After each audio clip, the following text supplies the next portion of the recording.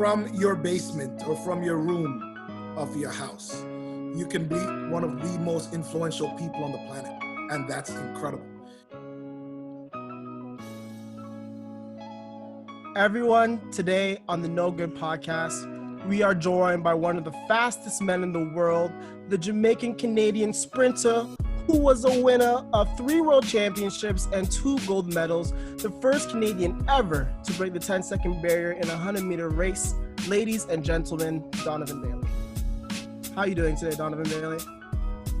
Well, thanks for having me on. I'm actually all Canadian. I never represented Jamaica, but I am indeed a proud Jamaican. Okay, good. So I had to get it in there for my mom. I had to. She was going to get mad if I did it. That's perfect. That's perfect. We're all proud people of our culture, which is awesome. Awesome. I just want to ask you, how are you doing during this whole COVID situation? How are you and your family holding up? Well, you know what? Health is really wealth these days. And ultimately, I think that, I don't really, there's no one that's close to me that has been affected by COVID. And so everybody's healthy.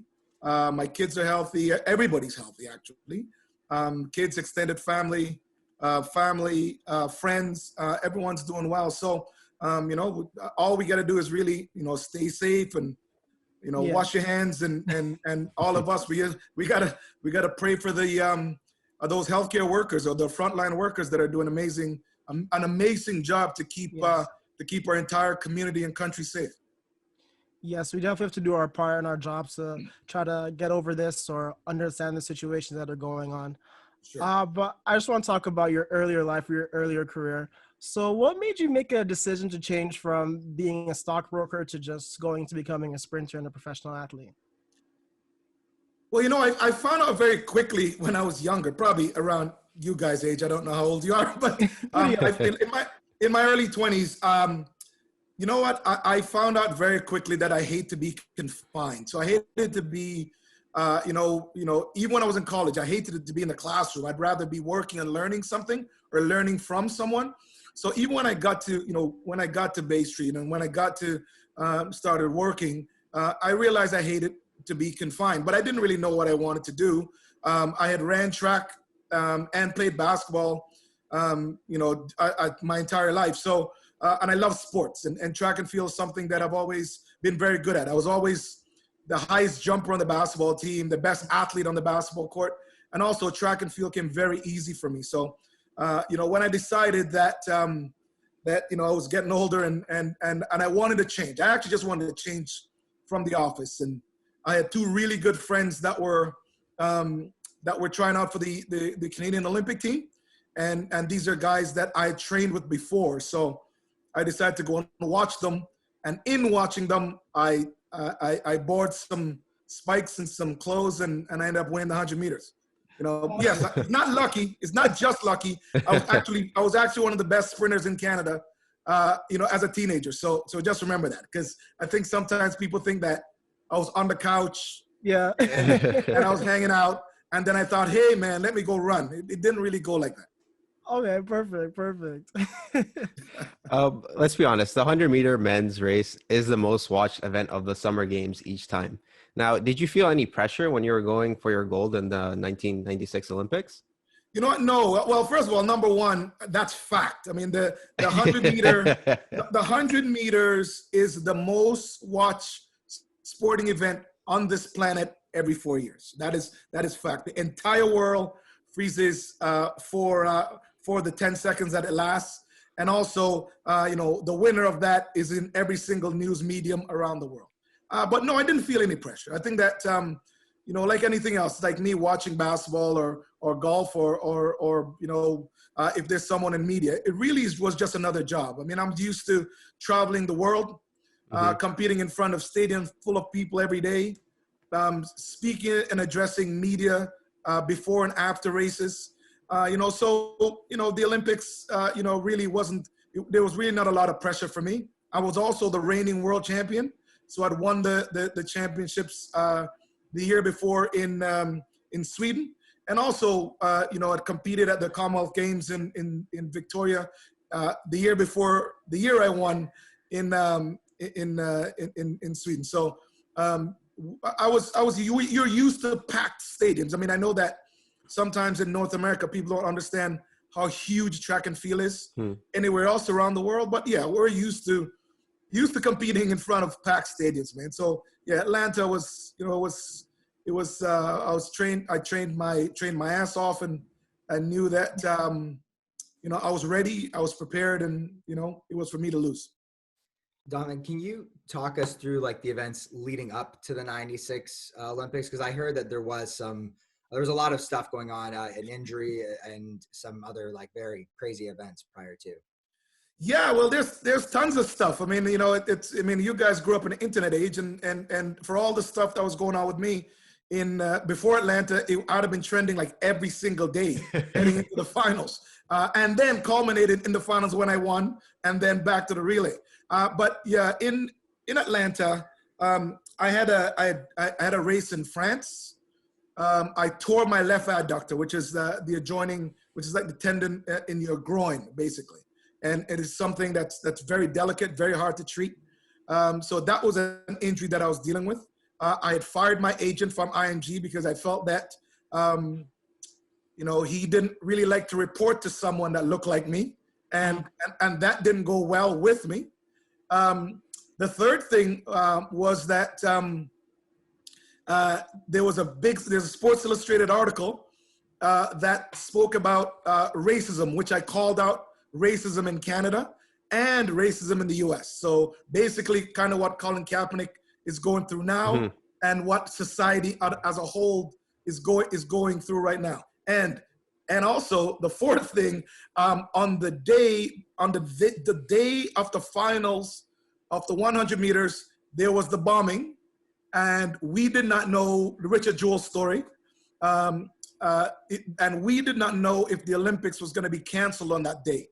So other than those four things, nothing was going on that day. I wanted to go back, and I sort of wanted to ask you about the whole Michael Johnson beef, and I wanted to ask you, from your perspective, what do you think was the catalyst for the 115 meter race that was between both of you? Well, listen, I think that, speaking of another moment, I mean, so this happened a year after the Olympic Games. And, you know, it essentially, it came out of what happened in Atlanta. I mean, Michael had broken the world record in the 200 and the 400, two very big feats. I'd broken the world record in the 100 meters. There was some media types in the US that thought that he was the fastest guy in the world. I thought it was a joke. Everybody else thought it was a joke. Yeah. Everyone thought it was a joke. Yeah. But, you know, we looked at this as an economic opportunity.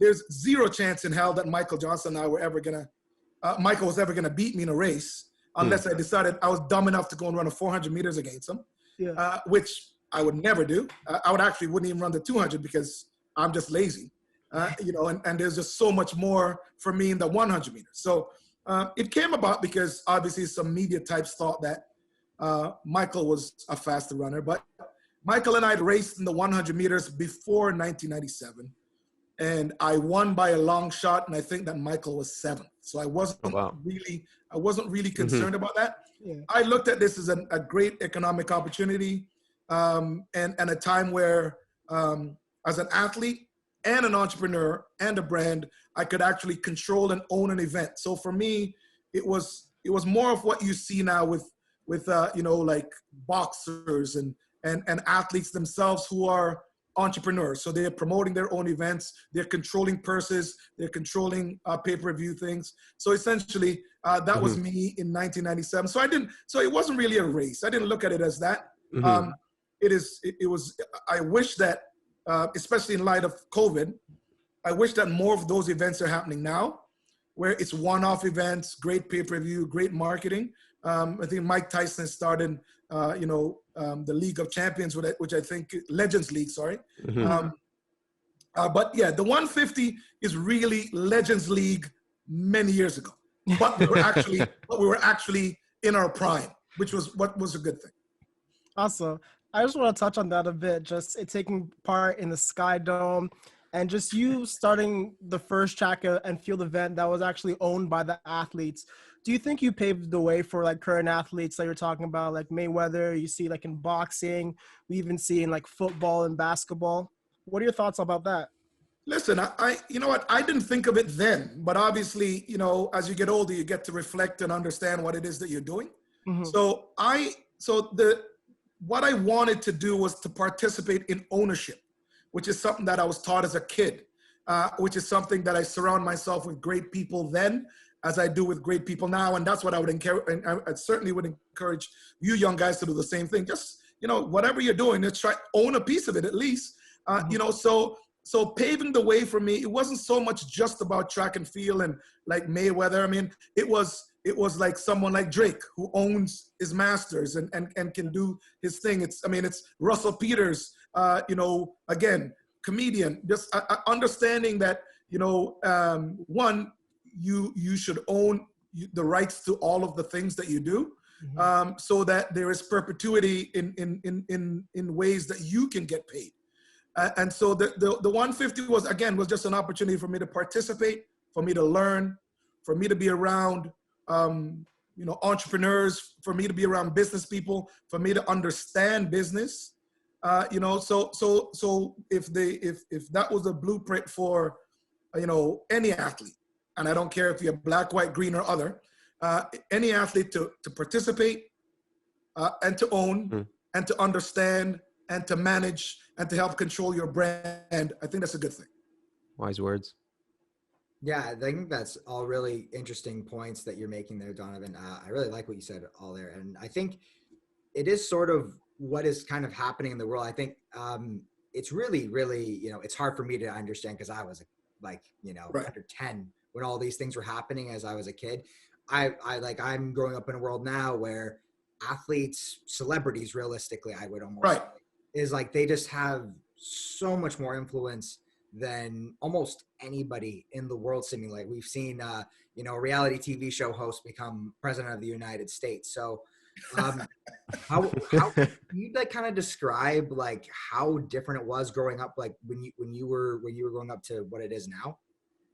Well, I can't describe it, but I can certainly tell you how I grew up and what I see you guys and my kids, what you're doing today. I mean, listen, from your basement or from your room of your house, you can be one of the most influential people on the planet.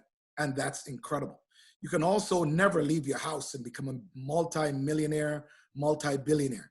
I mean, the opportunity that the internet has given and social media has given is absolutely incredible. Now, we didn't have that. I mean, that's the bottom line. It's not like there's nothing to explain. We didn't have that. So, you know, the ability to think, the ability to function in social surroundings, understanding what sports is all about, team, you know, all of those things. I mean, you know, for us to go and do research, you have to go to the library and read some books. You know, unlike, you know, you Google it and in 30 seconds you're there. I mean, you know, so everything. So I think that I was very balanced as a kid, and I learned a lot. I traveled a lot. You know, my socioeconomic background, you know, was very good, middle class, very good. I grew up in Oakville, a place that's probably, you know, it's still known as one of the best places to grow up in North America, in the world, really. Great schools, you know, great neighborhoods, you know, so definitely not subject to some of the things that we hear about in urban neighborhoods. But yeah, you know, I had a great childhood, and I have some incredible friends that I'm still real good friends with. Everyone's successful in their own genre, in their own field of study or field of work. But yeah, the opportunity, but the opportunity that's available right now in the world, the opportunity that we have right now in the world to be successful and to be influential and to have a voice and to build a stage. Yeah, it is absolutely incredible. I love the fact of, you know, when I look at someone like, you know, like LeBron or you know, the WNBA and you know, the guys in baseball, basketball, football, and hockey, the influence that these guys have had, you know, in the Black Lives Matter, social injustice pandemic that we've been going through for many years, the platform that these people, these athletes have had, and also a lot of obviously reality stars and a lot of people like that with great platforms. The platform, the influence that they've had in making changes creating laws and governance and people getting involved in voting and casting votes and ballots and all of that. I think it's been incredible. So we live in a world today where there's a lot of things that are accessible. You definitely can be successful probably much, I mean, I'm going to say much easier because I'm from a place where that was not an option.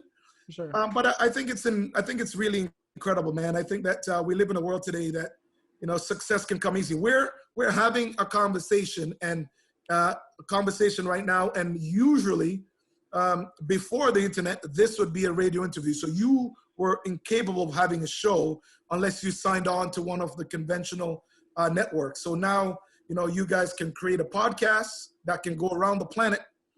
And you can create that by, a couple of fellas getting together and get some great content and posting it. That's it. Yeah, definitely. The internet has made a crazy change in the way that we live our lives. I wanted to ask you, as a young man striving to get personal excellence and development, could you talk me through what your daily routine was like when you were in your grind and while you were training? Listen, I've always been, I'm a little OCD, and I think most athletes, actually, I shouldn't say that, most successful people are a little crazy. I call it a little crazy, but I mean crazy in the greatest and most positive way. One, I think that I have a passion for success. So whatever it is that I'm doing, I spend a lot of hours doing it. So whether or not I'm reading, studying, talking to people that are real good at it. In my case, track and field, I was with a coach who is one of the smartest coaches in the world. Every day I got up and trained and questioned him and quizzed him on things. He challenged me, I challenged him. And so those are some of the philosophies that I actually give to, anyone. I'll give you guys that. Reach out to some of the people that are the best podcasters. Reach out to Joe Rogan. Reach out to people that are doing incredible things. Reach out to Howard. Talk to people in ways in which you can help to monetize what it is that you do and to become successful. So my grind was I'm always passionate about success, and so every single hour of every single day, if I'm doing something, then I'm not necessarily competing against another person. I just want to be really good at it. So I'll reach out to people who know more than me. I'm always a student. I'm always learning. In track and field, I was that every day, every single day. Got up, I lived it. So I knew what to eat. First of all, I knew how much sleep I had to get. Real important. Then I got up and it's breakfast. Then it's a 6 to 8 hour training day. And then, again, eating, a massage, wind down time, sleep, and that routine, it's Groundhog's Day. That routine starts over the next day. So in anything I do, I'm sort of like that. Any business that you will see me endorsing, I'm like that. I definitely want to be able to get up and have a conversation with anyone and get things done right away. And get things done right away at its highest level. Okay, interesting. Donovan, talking about getting things done at the highest level, we've kind of seen a transition in a sport that you used to love, or I'm sure you probably still do love it in basketball, right? We've seen, obviously we've seen the Toronto Raptors win a championship recently. But not only that, even before then, you've seen like a big spike in the amount of basketball players that have transitioned from Canada. Can you talk about like how different sports were? I feel like Canada always gets this stigma of being, I guess, like even inside like Canada's circles, like you kind of feel like Canada's not very committed to sports versus the US, which is obviously very, very committed. Can you describe what might have changed to kind of see this improvement, this growth? Couple of things. First of all, incredible question. Couple of things. Canada was always known as a participant, and I hated that. Right? The only sport in Canada where when we're going up against the world, where you go, man, you know what? We've trained really hard, and we're going to hammer those guys, was hockey, right? And so when I started with track, there was a lot of I had to change the philosophy of the way our athletes think. And I'm like, I'm going to train. I'm certainly not going to train and lay down for anybody. And I think that with your question, there's a lot of athletes like myself that probably didn't make it at the highest level. But a lot of them went away to America, went on track scholarships, went on basketball scholarships, went on football scholarships, went on hockey scholarships. So I think the attitude was building. Our grassroots was building along the way, where a lot of the guys kind of go, no, man, we are better than everybody, or we are as great as those people, because those very same people were going away to the States. Now, the good thing about America is this. The NCAA system is the greatest grassroots for anything. The greatest grassroots for football, basketball, baseball. You know that if you go to the NCAA system, you're going to come out on the other side, as a pro. I mean, obviously there's the Kobe Bryants and, a few other guys that go straight from high school, and LeBron will go from high school to be incredible. But I love the fact that, in the NCAA system, I mean, obviously I follow basketball just like you guys do. The NCAA system right now has what? 60, 70, 80 Canadians, man. And we're finally understanding that, we shouldn't be afraid. One, don't set any limits for yourself. Two, you're just as good or better than anybody else. And you don't necessarily need to target or compare yourself to anyone else. If an athlete leaves Canada and goes across the border and competes in NCAA system, you're automatically one of the best athletes in your sport in the world, right? So I think that the attitude has changed, and a lot of it probably has to do with, maybe a lot of people and a lot of athletes from my era who didn't really care. They're like, dude, I'm training, I'm crushing everybody. And I love when I see now that we've got, every year you've got first round draft choices in the NBA. You've got first round draft choices in the NFL. You got baseball guys going from, a small town in Canada somewhere, small, cold, freezing town to go to like Arizona, and then all of a sudden they're playing pro baseball. You've got Andre DeGrasse, came from Markham, went down to USC, realized that he's one of the best in the world. Went pro. I mean, I stick walk and handled him and spoke to his mother about how that process goes. So yeah, I mean, I love the fact that there's a transition of incredible talent that can go and stop comparing themselves to other people. I mean, I sit here and I love the fact that, whether or not it was from Chauclair or Cardinal Official or obviously Drake.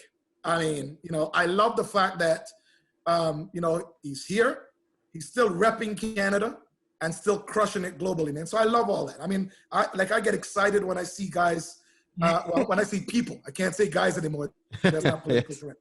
When I see Canadians on a whole, crushing it, getting it done. Love it. Oh man, I think we can all agree with that we all do love it. But speaking about Andre DeGrasse and even Aaron Brown, have you spoken to them about getting ready? I know the Olympics are trying to schedule it and go ahead. Have you given them any words of encouragement or any preparation? I spoke to Aaron a couple of months ago. The good thing about both Aaron and Andre is that they have done this before. And one of the great things about being on the Diamond League circuit, being a professional track and field athlete, they're traveling and competing against the people that they're going to eventually get in the finals with at the highest level. So they have to understand. So I can't, my words of encouragement is go get it. I mean, there's nothing else really that I can say because at the end of the day, I understood what it is I had to do. Tiger was someone who played golf every day. And when he wasn't playing, he was at the practice range. Track and field is the same thing. You're either competing or you're practicing. So for these two guys and others on the Canadian national team, you have to be able to put the work in. If you don't put the work in, it's going to show at the highest level. And, you don't really want to be embarrassed when you have an entire country watching and cheering for you. That's for sure. That's for sure. Well, this is a music podcast, so I have to ask you for our listeners' sake, what is Donovan Bailey listening to in terms of music? Like, what's on your playlist? Oh man, you know what? I'm a big old school guy, but I mean, we mentioned Drake, right? Yes, yes. Megan Thee Stallion's on my list. Okay. Coffee. But it's usually hip hop. Hip hop and reggae is probably what I listen to most. I mean, Nice. yeah. I mean, and I'm an old school guy, so I'm gonna go. So I'm straight old school, old school, old school. You know, Tupac, Biggie, KRS-One. Nice. Busta Rhymes. Okay, I feel you. Okay. Mobb Deep. I mean, that's hey man, yeah, that. But there's some incredible young artists now that are doing good, that are doing good work that I'm bumping to when I'm driving down the street. Oh, that's pretty cool. That's pretty cool to say the least.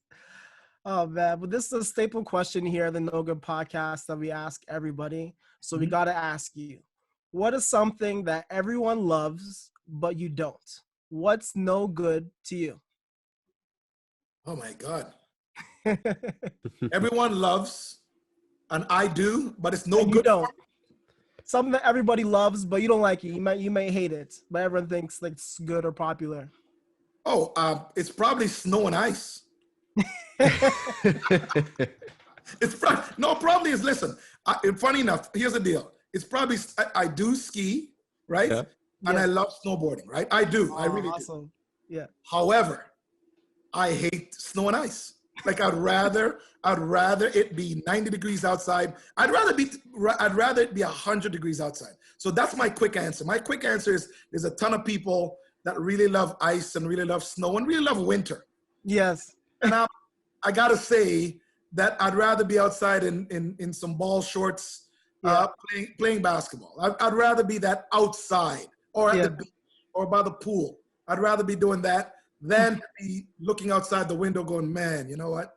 It's cold outside and I don't think I'm gonna go outside today. Especially like a cold.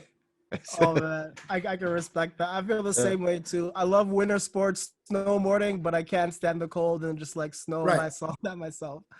But just before we go, Donovan Bailey, let our listeners know what you have coming up next, what we can support, what's on the schedule for you. Well, listen, funny enough, I'm doing a few of these media appearances this year. This year, 2021, I guess the silver lining in COVID is that the Olympics was supposed to be next year. It happens to be this year. This year, 2021, is the 25th anniversary of Atlanta. So we have a book. We're proposing a documentary, a new documentary coming out about my life and certainly about the events around Atlanta. There will certainly be a lot of marketing products and opportunities. I certainly will be doing more appearances. I will also be on CBC commentating on the great performances that I expect from Tokyo. So I mean, we have tons of things going on, and what I will do is, as we roll things out, when the book launches and doc, I will certainly do another media tour and maybe come back in and talk with you guys about that again. Yes.